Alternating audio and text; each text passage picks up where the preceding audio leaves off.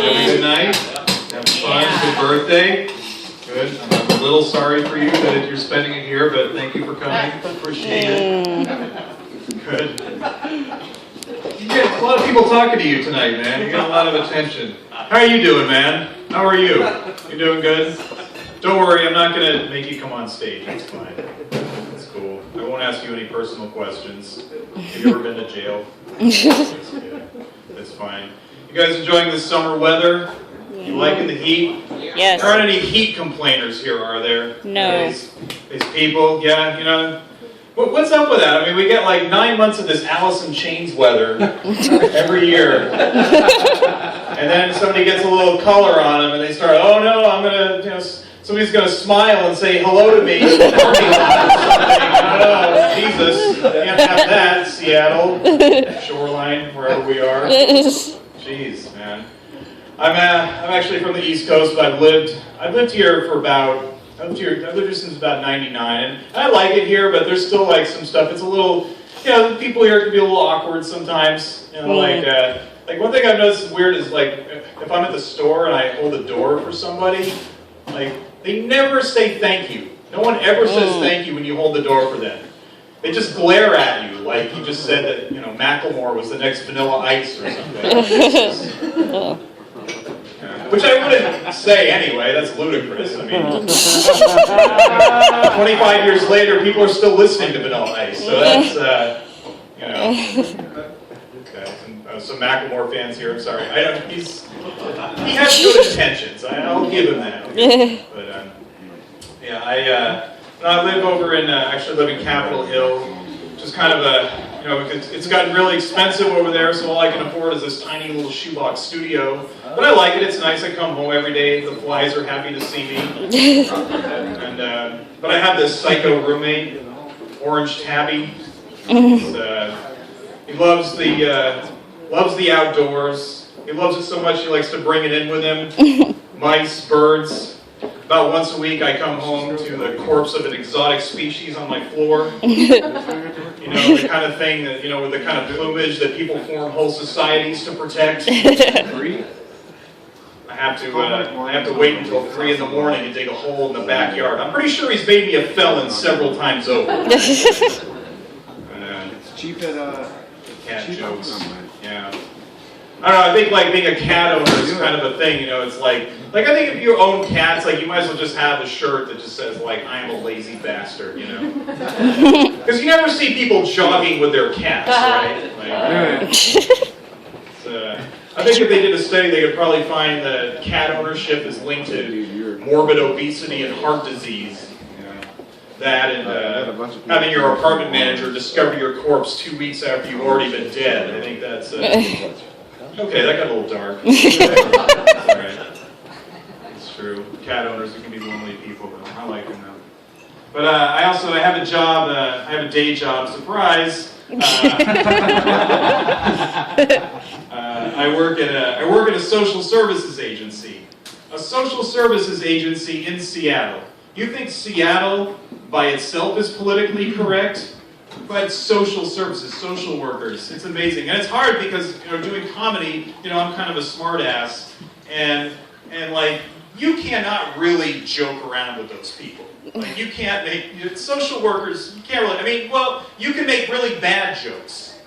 That's, like really lame jokes. Like, you can be like, oh, hey, I'll see you at that meeting on Thursday. Thursday? Jason? You know that meeting's on Friday. You're crazy! This guy! Did you hear that? He just said the meeting's on Thursday. This guy. You're fired, buddy. You're fired. You're crazy. Everyone's a comedian. Wow, this guy. Crazy. Yeah, social workers, man. For them, like a good time, it's like, flavored yogurt. That's about, And then if they want to get really crazy, after they finish it, they throw the container in the garbage instead of recycling. For these people, man, like hummus is a dessert. Yeah, it's funny, man. You got to be careful, though. Like the other day, Like actually somebody brought in some brownies. They had them on the counter.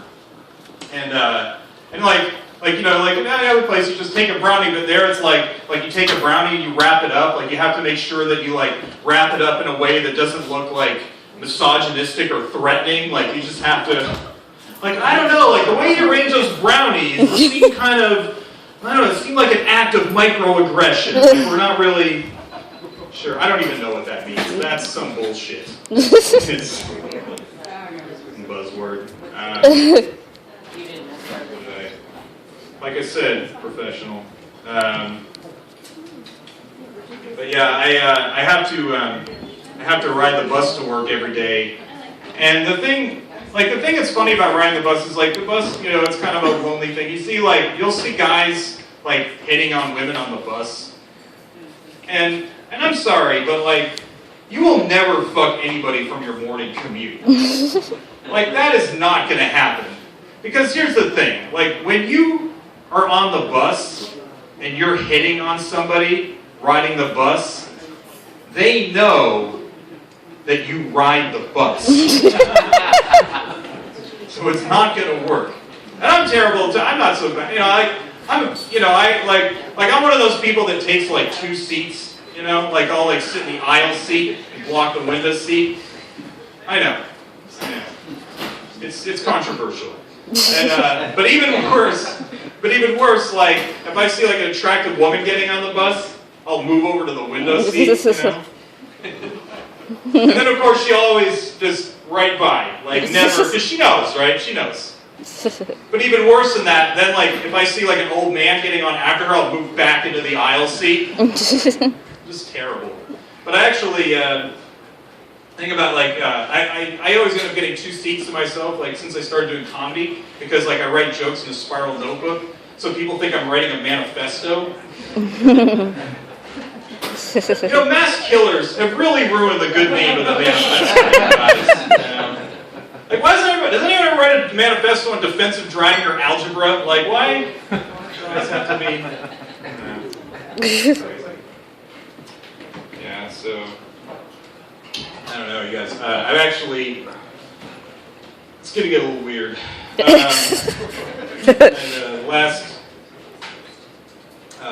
haven't been feeling well the past couple weeks. Oh, no. A couple days ago, Oh, no. I had really bad gas, and it smelled like fish. Not the band, it was really, and I was like,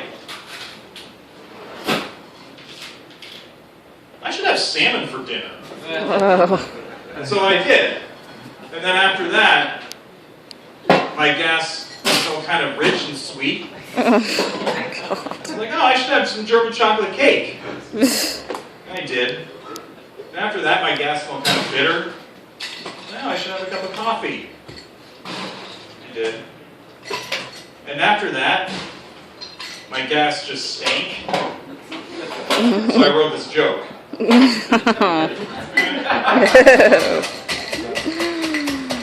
I don't know, but no, I'm kidding. I'm going to be 40 next year, and you know the thing about getting to be this age is that all the ailments and illnesses you have just become really embarrassing and gross.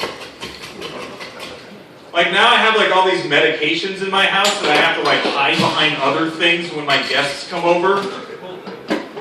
You know, it's like soap, shaving cream, deodorant, Preparation H.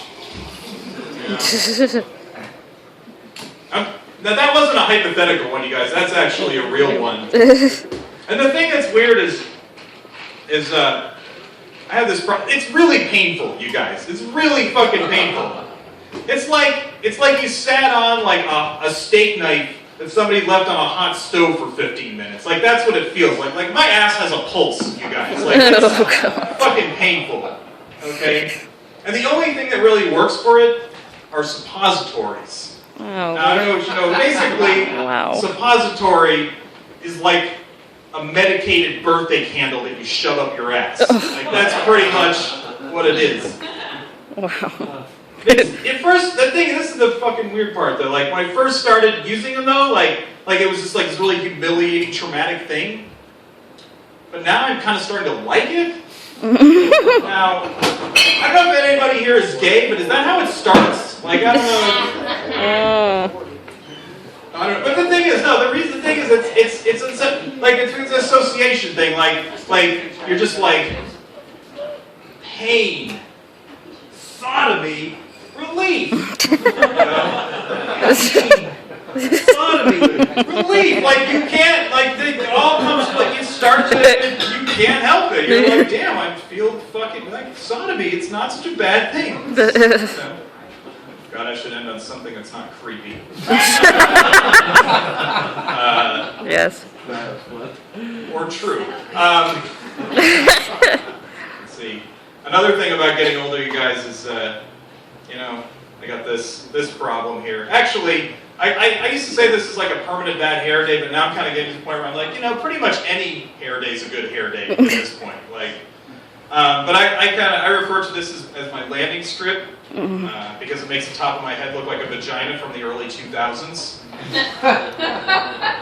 or a present-day vagina in North Dakota. I'm pretty sure they're still making shapes over there. I don't know. Maybe Shoreline. Maybe you guys do a little bejazzling. I don't know. Up here. But, yeah, it's great. I think in the more forward-thinking places, guys have kind of figured out that we like a little bit of, you know, a little bit of soundproofing, you know, so we can keep out the shrieks of ecstasy and focus on the task at hand.